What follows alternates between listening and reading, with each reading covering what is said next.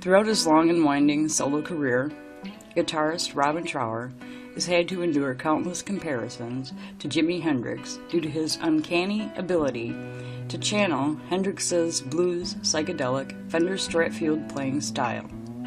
Born on March 9, 1945, in Catford, England, Trower spent the early 60s playing guitar in various London-based outfits, the most successful being the R&B group The Paramounts, who specialized mostly in covers but managed to issue several singles between 1963 and 1965. It wasn't until 1967 that Trower received his big break. However, when he joined Procol Harum, the group had just scored a worldwide smash hit with A Wider Shade of Pale.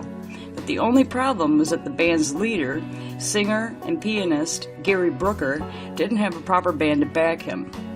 Brooker was previously a bandmate of Trower's and the Paramounts and offered the guitar slot in his new fast-rising project to his old friend. And as a result of that, Trower appeared on such Procol Harum classics as 1967's Procol Harum, 1968's Shine On Brightly, 1969's A Salty Dog, 1970's Home, which spawned the popular Trower tune Whiskey Train, and 1971's Broken Barricades.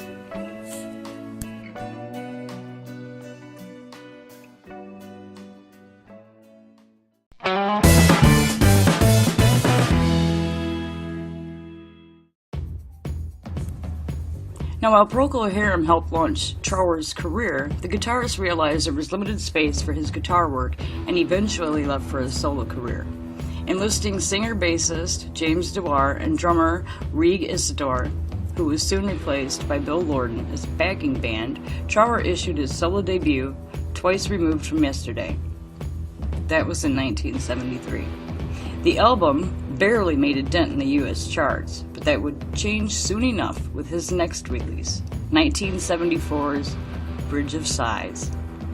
With rock fans still reeling from Hendrix's death a few years earlier, the album sounded eerily similar to the late guitarist's work with the Jimi Hendrix Experience, especially his 1968 release, Electric Ladyland.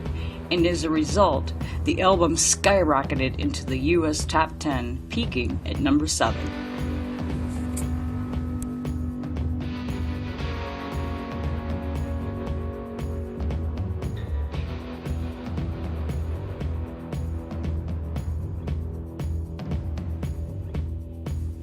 Although Bridge of Sighs was to be his most popular solo release, Trower's stock continued to rise throughout the mid-70s as he became an arena headliner on the strength of such hit albums as 1975's For Earth Below, 1976's Robin Trower Live and Long Misty Days, plus 1977's In City Dreams.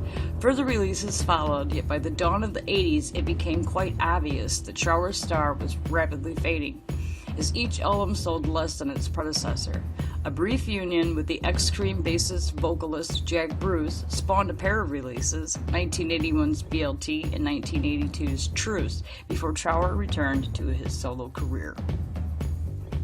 The 80s saw Trower make efforts to expand his audience with several releases that attempted to update his blues rock style, such as 1987's slickly produced Passion, but none returned the guitarist back to the top of the charts. During the early 90s, Trower returned to Procol Harum for a brief reunion for 1991's Prodigal Stranger, before backing ex-Roxy Music singer Brian Ferry on a few releases, 1993's Taxi and 1994's Mamona, the latter of which featured a Trower co-producer credit. Trower continued to issue solo albums at the dawn of the 21st century, 2000's Go My Way, and a steady stream of live sets and compilations also appeared. Trower returned to work with Ferry once more on 2002's Frantic, again earning a production credit. Reassembling most of his late 80s bands, Trower released Living Out of Time in 2004 and returned Another Day's Blues in late 2005. What Lies Beneath appeared in 2009 from V12 Records. Over the next several years, Robin recorded steadily, issuing albums every few years. The Playful Heart appeared in 2010, followed by Roots and Branches in 2013. Something's About to Change in 2015, and Where You Are Going to in 2016. Trower's prolific run continued in 2017 with Time and Emotion, which debuted at number 2 on the Billboard's Blues chart.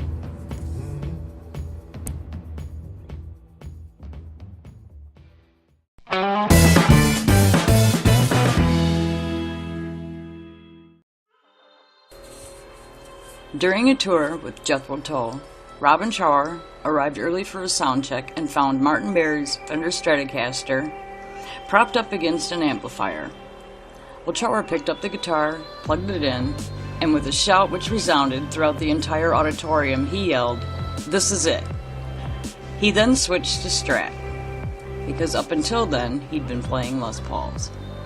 Since then, Trower has been an ongoing proponent of the Fender Stratocaster.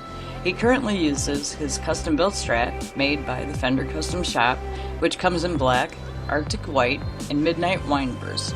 The guitar is equipped with a 1950s reissue pickup in the neck position, a 1960s reissue in the middle position, and a Texas Special at the bridge. Other features included a custom C-shaped maple neck featuring a large headstock with a bullet truss rod system, locking machine heads, and a maple fingerboard with narrow-spaced abalone dot inlays and 21 frets. The Strat he plays live are an exact model of his signature guitar, which is entirely unmodified.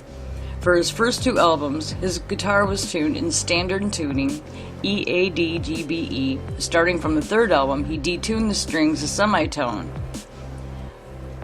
It is reported that during live performances, his guitar is tuned a full step down to a DGC FAD tuning. Trower uses between 1 and 3 100-watt Marshall heads with 4 to 6 cabinets on stage. While he usually uses 2 JCM 800s and a JCM 900, he also links 100-watt Marshall Plexi heads. In studio sessions, he uses a mix of amplifiers, such as Fender Blues Jr.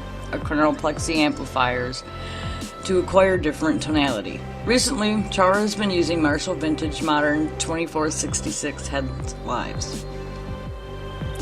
He has recently been using full-tone pedals and effects. He favors the OCD, Distortion Pro, Fat Boost, Clyde Deluxe Wah, Deja Vibe 2, Soul Bender, and a Boss Chromatic Tuner.